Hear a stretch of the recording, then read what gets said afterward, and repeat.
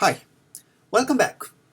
In today's session, I'd like to talk about a stock that I valued twice before. Once in 2013, September of 2013, and once in July of 2015, and it's Tesla.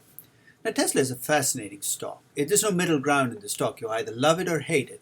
And in this session, I'd like to talk a little bit about how the story you tell about Tesla is going to, in large part, drive whether you think Tesla is a good company to buy or a bad one.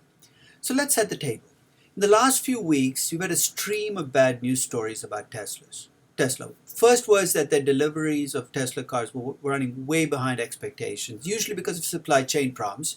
The second bad news story related to a driver using the Tesla autopilot who got in an accident and died. It wasn't the accident itself that was troubling, but the way Tesla dealt with it. They held back the information and perhaps held it back illegally prior to a public offering of the stock. And the third was, and this is the most recent news story, when Tesla announced they were buying SolarCity, a company that was also controlled by Elon Musk, and a company fraught with troubles in terms of profitability, fraught with troubles in terms of debt, and a business that is getting increasingly commoditized.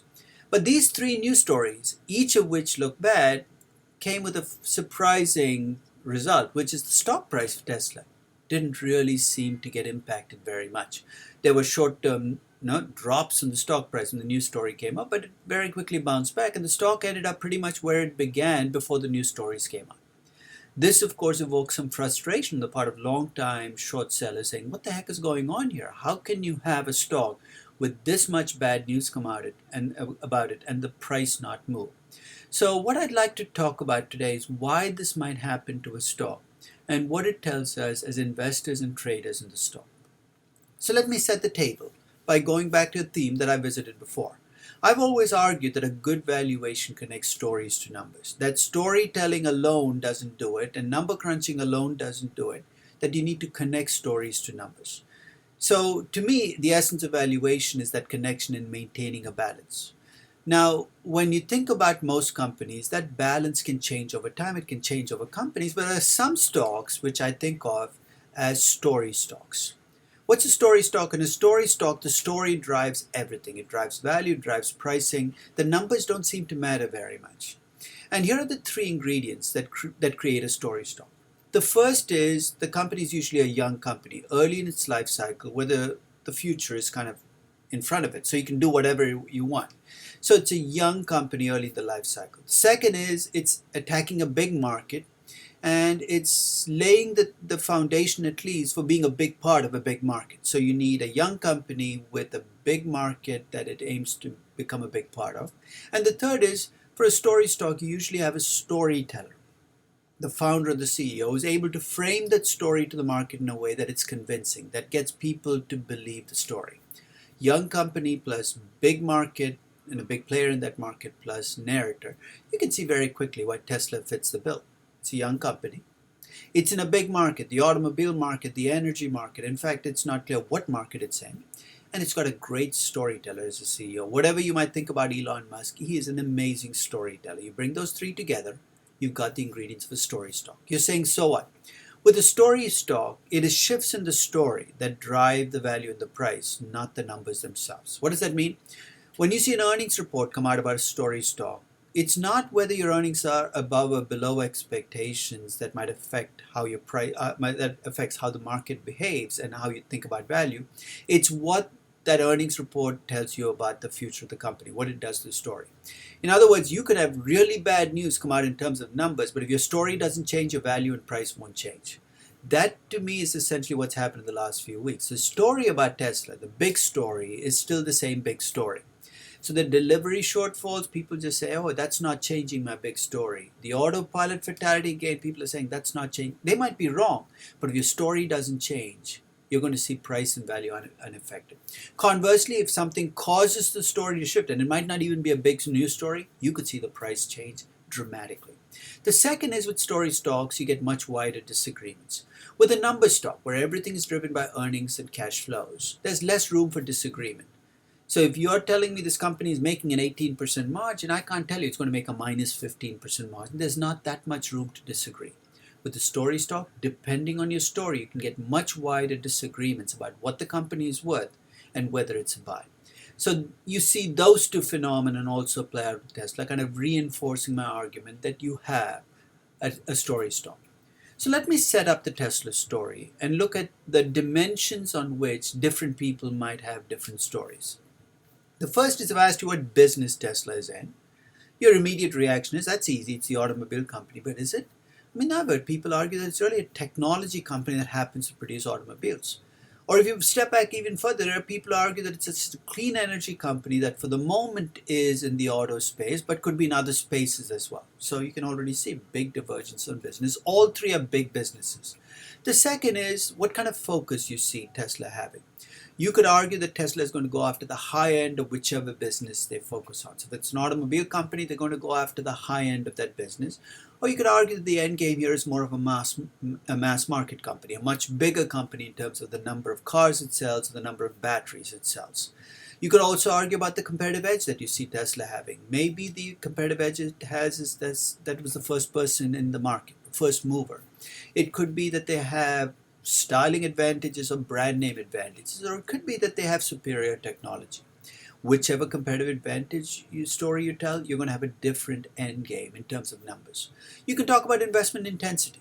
If you think of it as an automobile company that invests like other automobile companies, the amount that Tesla will have to reinvest to create its future growth will be very different than if you think of it as a tech electronics company that happens to be in the automobile business. And finally, in terms of risk again, if you're telling me a story of Tesla as an automobile company affected by the traditional forces that affect automobile businesses, cyclicality, that's a very different risk story than talking about Tesla as a technology company. We worry about obsolescence and short life cycles. So you can already see that your choices are going to drive what you think about the total market, which business you're in. Your market share and operating margins are going to be driven by what you see their focus and competitive edge is going to be. Their investment intensity is going to drive their reinvestment, and their risk is going to show up as a discount rate and the adjustment you make to value because the company might not make it. The end numbers you get for your company are going to be very much a reflection of the story you tell about the company. So let me make this personal. I said at the start of the session that I've done 3 valuations of Tesla. Let me go back to my September 2013 valuation. In September 2013, the story I told about Tesla was that it was going to be a luxury, a high-end automobile company. What does that bring? It brings revenues reflecting a high-end automobile company. So I gave it end revenues of about 65 billion. That's not a small end revenue, but it's still reflecting the end revenue for more of a high-end company. I gave it the margins of a high-end automobile company, which are about 12.5%. That put it about the 80th percentile of the automobile business. I also reflected the fact that when it reinvested in my 2013 story, I assumed that they would behave like an automobile company. So my reinvestment in my 2013 valuation was built on the sales to capital ratio, how much they would have to reinvest, of typical automobile companies. My cost of capital also reflected more automobile than technology, 70% automobile, 30% technology. So my story is primarily that of a high-end automobile company with a tech tweak. And its primary advantages, as I saw it, were going to be more styling and branding than technology. Well, you can disagree with me, but based on that story, the value that I got for the company was about $70 per share. And it plays out in terms of my revenue growth being that of a high-end automobile company, my margins being that of a high-end automobile company, my reinvestment and cost of capital also reflecting those choices. My story drove that valuation. Now, over the next year and a half, a substantial amount of news came out about Tesla. And one of the things that changed my perspective about Tesla was their increasing move towards a mass market. That was the first shift. The second was, as I looked more and more at the company, I recognized how much more it put its focus on its superior technology. That it's a battery that basically drove the superior of a Tesla car, not just the styling or the branding. Those were critical, but those were secondary advantages. So my 2015 story about Tesla, I still viewed them as an automobile company, but I gave them more of a focus towards the mass market, so a bigger market, with lower margins to reflect the bigger market. But because I've moved my competitive advantage to a technology advantage, I left the margins at a pretty high number, 12%. I did allow them to reinvest more like a technology company. What does it mean? They were able to get more growth for every dollar of revenues they were investing. $1.55 in revenues for every dollar of capital. That allowed them to grow with less reinvestment. And finally, the cost of capital reflected a 50-50 mix, a 50% automobile, 50% technology. So the skew here is my story is Tesla is more of a technology company than it was in 2013. And because I skewed my story, my numbers reflect that. Higher revenues reflecting the mass market focus. The margins have to drop off now, to 11% from the 12.5% because it's more of an more of a mass market company. Therefore, it has to sell at lower prices. Its reinvestment is decreased because I'm giving it a little bit more of a technology tweak in its reinvestment focus, and the cost to capital has changed. With those changes, the value per share that I get is $123. Just to kind of recap, my September 2013 valuation was $70. The stock was trading at about $170. My updated valuation of Tesla is about $123, but the price is now up to $220. So it was July of 2015. It's 1 year later. Let's look at what's changed. The big shift, of course, was that Tesla 3 announcement. And the most interesting aspect of that Tesla 3 announcement, this is a car that's not going to be delivered until 2018, was that almost 400,000 people put their names down on a list and were willing to deposit money to get that car. That you can't ignore that. I mean, I can't think of another automobile company that would have been able to pull that off. Clearly, Tesla has a customer base and a brand loyalty far greater than I thought it did. So that's the first thing that I have to factor in. The second is I have to factor in the technology part of the company is in fact becoming a bigger part of the company. So it's only a mild tweak to my July 2015 valuation, but bringing in that stronger brand name allows them to generate a higher operating margin in steady state. So it's a combination of technological superiority and strong brand name I think will give them the benefit of a higher margin. Incidentally, I did this valuation before the Solar City acquisition, and I'll come back to that. So I have slightly higher revenues than my July 2015 story because it's still that part of my story hasn't changed much. Slightly higher margins, and I'm pushing them even further towards the technology space in terms of how they reinvest. In fact, almost everything I hear out of Tesla about reinvestment seems to be more focused on the reinvestment they're making in batteries than they are in building new assembly lines. So maybe that reflects them as a company. Maybe it's a technology that I should be focusing on. And with those changes put in, the value that I get per share is about $152 per share. So as my story has shifted, my valuation of Tesla has shifted. Let me kind of bring these perspectives together in a table that looks at how my big assumptions are driven by my story. So if you look at the top dimension here, I'm looking at revenues ranging from 60 billion to 100 billion. So as I go from the high end to the mass market focus, you're going to see my revenues become larger. You look at the reinvestment. If you're reinvesting like an automobile company, you get about $1.19 in revenues for every dollar in capital. If you invest like a technology company, you get about $2.24 in revenues for every dollar in capital. They're right now right there in the middle. So depending on whether you see them investing like a technology company or an automobile company, you're going to get more or less reinvestment. Their margins range from 6 to 12% in these tables. If they end up being, their competitive advantage is all styling and first mover, it's going to dissipate pretty quickly. If it's stronger, if it's brand name and technology, it's going to last longer and give them a higher margin. So depending on what you see about that, you're going to move from 6 to 15, from 9% margins to 15% margins. My base case valuation was 152, but you can already see what Tesla has to pull off to be worth more than 220. It's got to have revenues like a mass market automobile company, reinvest like a technology company, and have the margins of a company with substantial technological advantages and a brand name.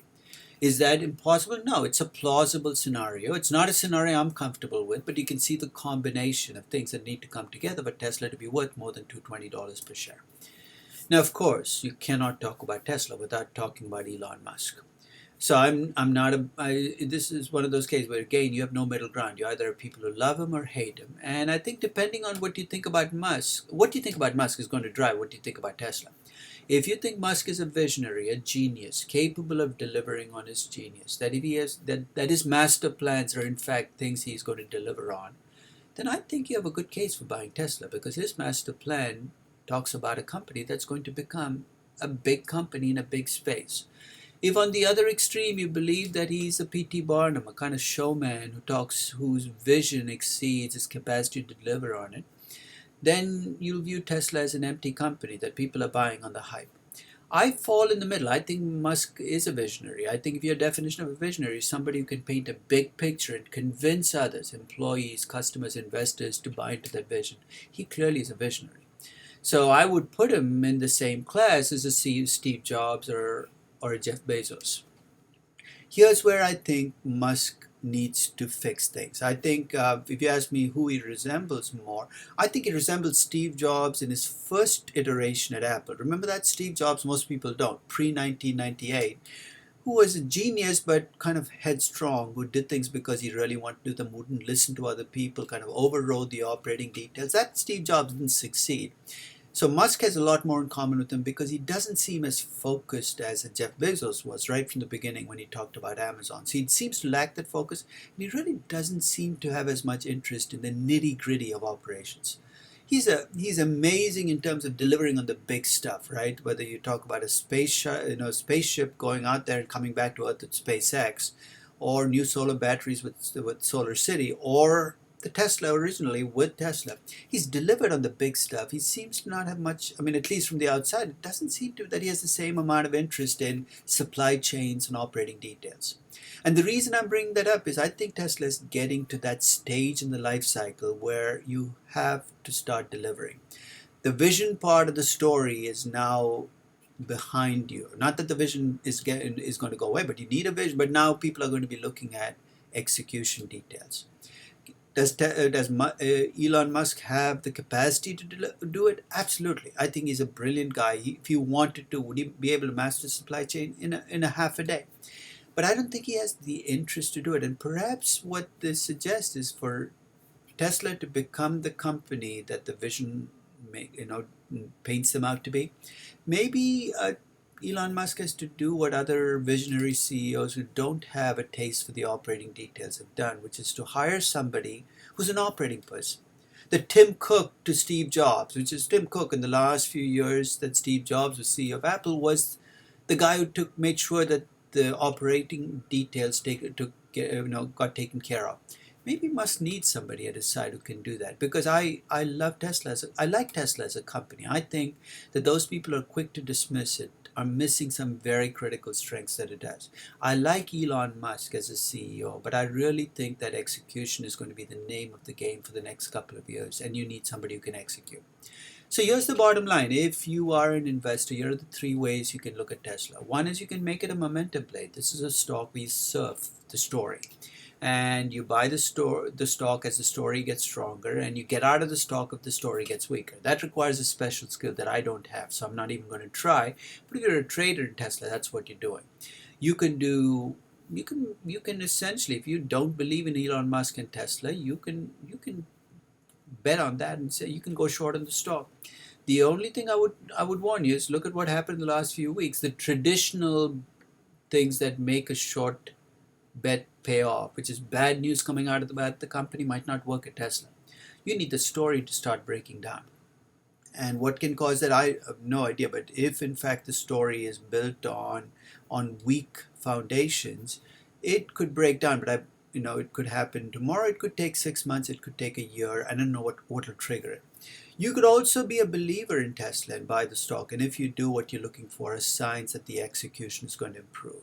So I'll tell you where I stand. At my estimated value per share of 152 at the existing stock price, Tesla doesn't fit the bill for me. That doesn't mean that I would not buy Tesla at the right price. So I'm going to keep watching the stock, keep revaluing the company, keep revisiting my story. And I think the interesting question now, and this is the post-Solar City part, is what now?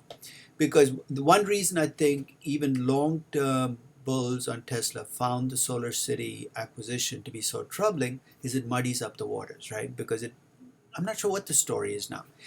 Is Tesla now betting on becoming a clean energy company rather than an automobile company? It's a bigger market, but it's a market where a lot of products are commoditized. You're not going to be able to earn 12% margins in that market. Is he going for a bigger market with lower margins? And if you add on top of that the fact that Solar City brings in all this debt load that now has to be serviced to a company, Tesla, which already has strains on its cash flows because of the reinvestment it has to make, you're adding a risk to the company that it probably doesn't need right now. So I'll wait to see what Elon Musk's master plan is, and I'm willing to revisit my story. It'll be interesting to see what story he tells about the SolarCity acquisition. But I think this is a fascinating company, a company that is exactly the kind of company you want to talk about when you talk about story stocks. So thank you very much for listening.